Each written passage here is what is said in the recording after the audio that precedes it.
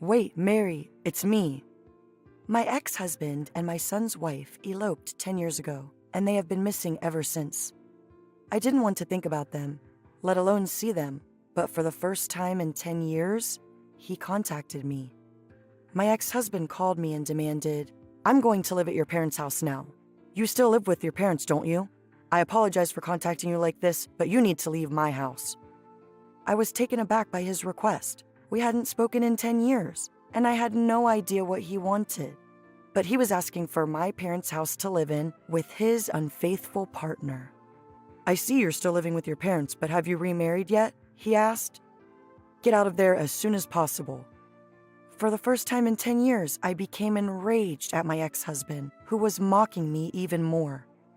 Fortunately, he was unaware that my living situation had changed over the previous 10 years. "I'm sorry, but if it's my parents' house, it's gone," I said. "Huh?" I reminded him this for the first time in 10 years. I was determined to succeed. Mary Kane is my name. I am 60 years old and work as a part-time teacher in a private school. Even though I have reached retirement age, I continue to work part-time, albeit with a lower annual salary. Perhaps it was because of my childhood memories that I admired my parents, who were well-known teachers, and I grew up aspiring to be like them. I had a husband, Stephen, but we divorced 10 years ago. And now, after 10 long years, that man, whom I thought I'd never see again after such a bad breakup, unexpectedly called. I met Stephen in college when I was 21 years old. I was working part-time as a teacher at a tutoring center while also studying to be a teacher. Stephen was a new part-time teacher who had recently joined the center. He was older than me, but I had been there longer, so the director asked me to train him. As I trained him, we became good friends and eventually began a relationship. We married after 3 years of dating and had a son, Michael. After graduation, I found a full-time teaching job and left the tutoring center. Our life together was just beginning. After 25 years, Michael married Sarah, whom he'd met at a design school in New York. We congratulated Michael on his marriage and spent our days hoping that they would build a happy family together. Then, Michael unexpectedly returned home and wanted to confide in me. He had been working as a prototype designer, specializing in figurines, and hadn't been home in a long time. But it seemed that something was bothering him. "You know, Mom, you're married to Dad, aren't you?" he asked. "Yes." I was thrilled to see him, but began to worry. "I saw Dad walking around Brooklyn with Sarah the other day," he explained. "Okay." Apparently, he saw Sarah walking arm in arm with Stephen last Friday night, and in Brooklyn's hotel district. Michael was on his way home from work when he saw them and became suspicious.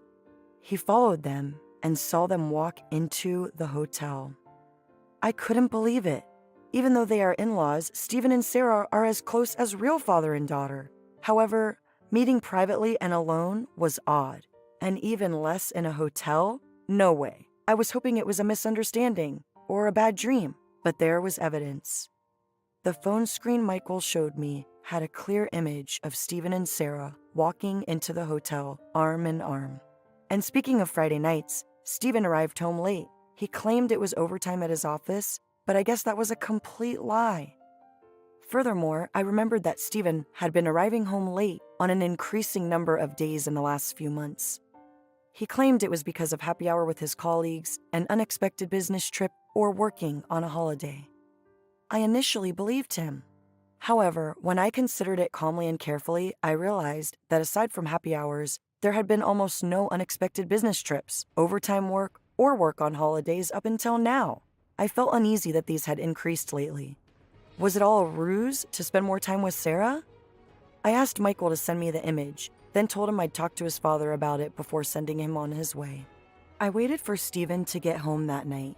He returned late at night, smelling strongly of alcohol. The smell of alcohol upset me, but I boldly approached him and said, "Stephen, I saw Michael this afternoon. Is it true that you met with Sarah last Friday?" Yes, we briefly met, and I recall talking about it." The question had woken him up, and his eyes began to dart. Seeing my reaction, he went on to ask, "What did he say?" "He also said that he saw you and Sarah walking into a Brooklyn hotel together." I held up the picture Michael had given me as I said this. Stephen's eyes widened. He choked up, and his eyes darted even more, as if searching for an escape route. He sighed deeply, as if giving up, after I was convinced that his reaction was correct. I can't believe Michael noticed me. I was overjoyed. I guess I got carried away a little. No way, Stephen. Well, I guess it's pointless to make excuses now. Stephen began to confess everything. He admitted that he began dating Sarah 6 months ago after being swayed by her advances. He told me that his feelings were now primarily for her. 6 months ago, Michael and Sarah celebrated their 3rd wedding anniversary. Had Stephen and Sarah begun dating at that time? Despite my trembling surprise, Stephen continued to confess. That is why I desire to marry Sarah. Mary, I want a divorce. I objected vehemently to the words, nearly losing my mind, but Stephen continued. In any case, I'm divorcing. I can't do it with you any longer.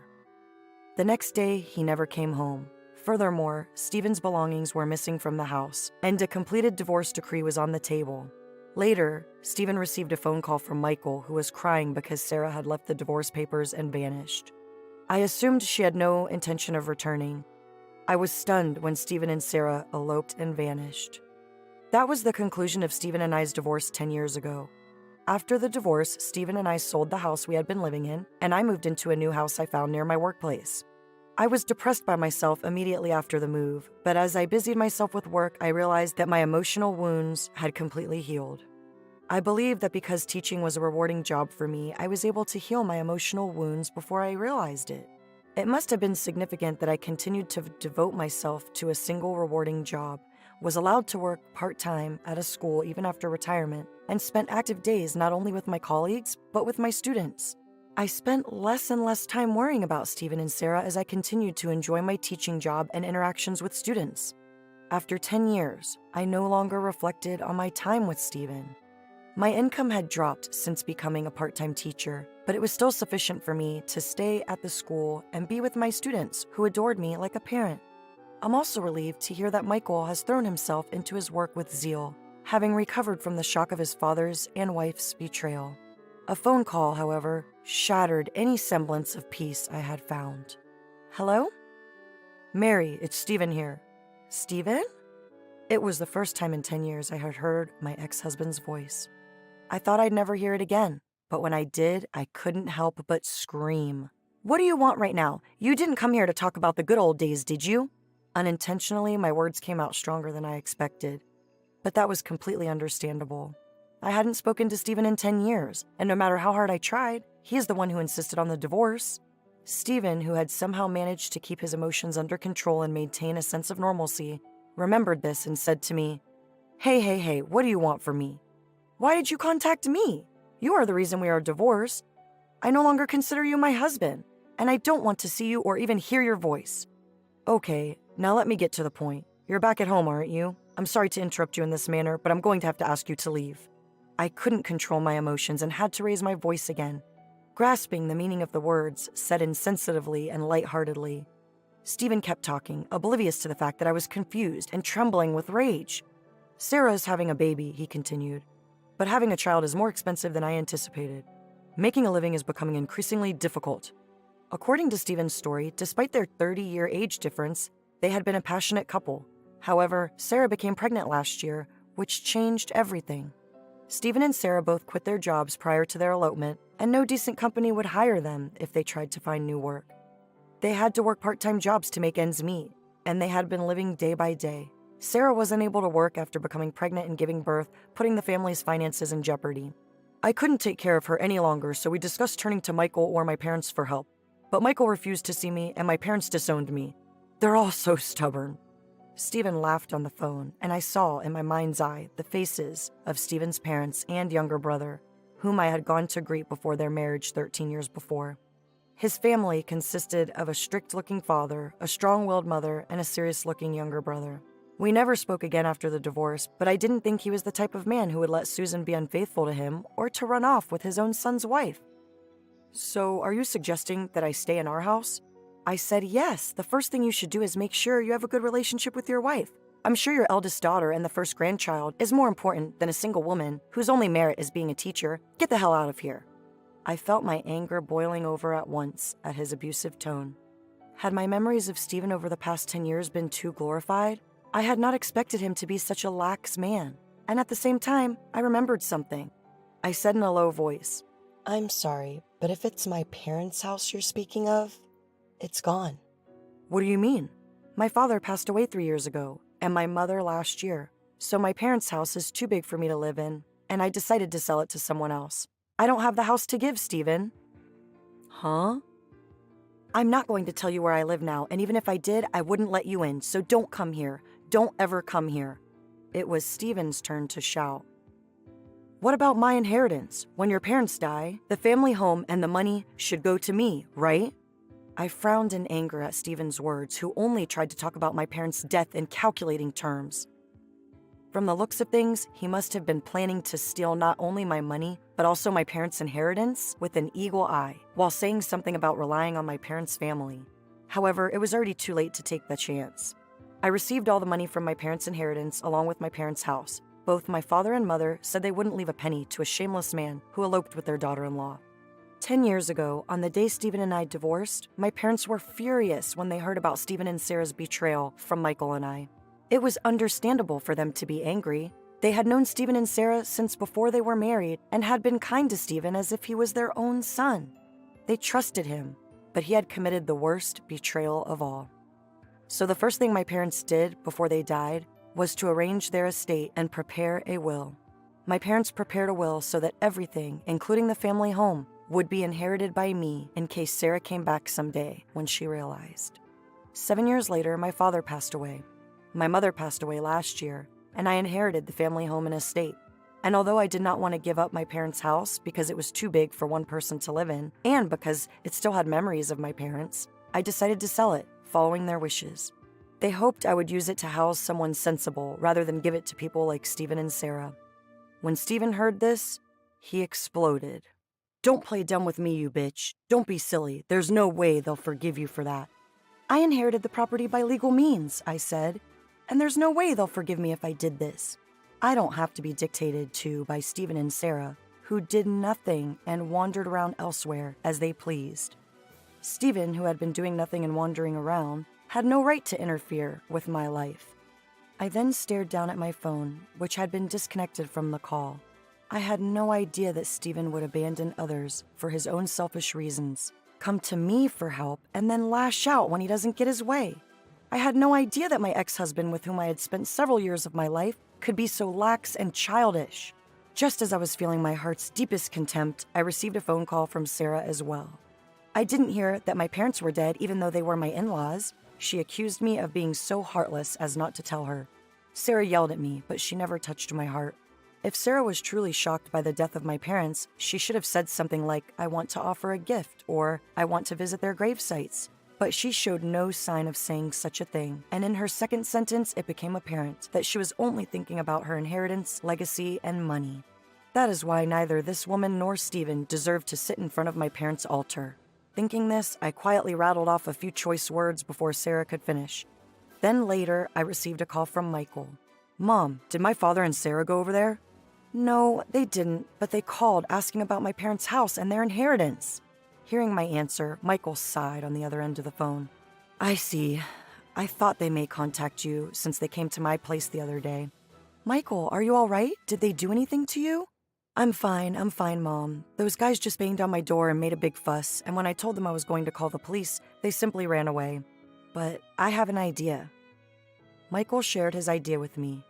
Hearing this, I decided to break the karma cycle between Stephen and Sarah here, not only for myself, but also to protect my son, who was starting a new life. A few days after I carried out this idea, I received another phone call from Stephen, sounding terribly upset. "Hey, Mary, did you do this too? You're not very talkative all of a sudden, are you? What are you talking about?" "Don't play dumb. They're coming to our house right now." "They?" According to Stephen, 7 women are coming to the apartment where he and Sarah are living. These women are Stephen's unfaithful partners. He had been having affairs with 7 other young women in addition to Sarah. Sarah was unaware that Stephen was cheating on her with 7 other young women, and when the women started screaming, he became angry. He was upset by the fuss the women were making about it and is now taking his anger out on Sarah. I'm so surprised that there are 7 of them. I knew it was you. How in the world did you find out my secret? I wonder how, because I have nothing. My ex-husband left me 10 years ago for another woman. What? Stephen turned the tables on me over the phone and again hurled ear-splitting expletives at me, but that didn't bother me in the least. Eventually, Sarah, who was upset while we were on the phone, packed up and started a big fight with him, ignoring me on the other end of the line. I guess this is what they mean when they say things get out of hand. So I threw these last words to my ex-husband, though he may not have heard or understood them. So long, Stephen. Don't ever show up in front of me or our son again. Then I hung up the phone. In fact, the commotion caused by the women with whom he was having an affair was the idea that Michael had been talking about. After Stephen and Sarah broke into his house and he turned them away, he immediately hired a professional detective agency to find out more about them. It turned out that Stephen was cheating on Sarah here and there, and that led him to 7 other women. Moreover, he said that 3 of those 7 were married. Michael immediately informed me of this fact and even gave me Stephen and Sarah's current address and apartment, which the detective had also found out. So Michael and I told the 7 women where Stephen and Sarah were and sent them all there at once. I heard that the ensuing situation at Stephen and Sarah's apartment had caused such a fuss that the police had to be dispatched to the scene. Sarah, naturally, broke up with Stephen, and he was simultaneously sued by 3 married husbands for alimony, the amount of which exceeded 3 figures. Stephen lost Sarah, his house, and his money. He is now living homeless in a park, and a colleague saw him participating in a soup kitchen. Sarah, on the other hand, like Stephen, was charged alimony in excess of 3 figures and was forced to borrow money to cover her expenses. But to her surprise, the source of the loan was a black market bank. Shortly after borrowing the money, she was suddenly taken away by scary-looking men in a car, and her whereabouts are unknown. After 10 years, I have made a final settlement with Stephen, and I am back to my peaceful life again. I am still single as ever, but as long as I can live a happy and lively life at school, that's enough for me. Later, Michael also met a woman with a child. They are now dating on the premise of marriage, and I sincerely hope that he too can find a new happiness and life.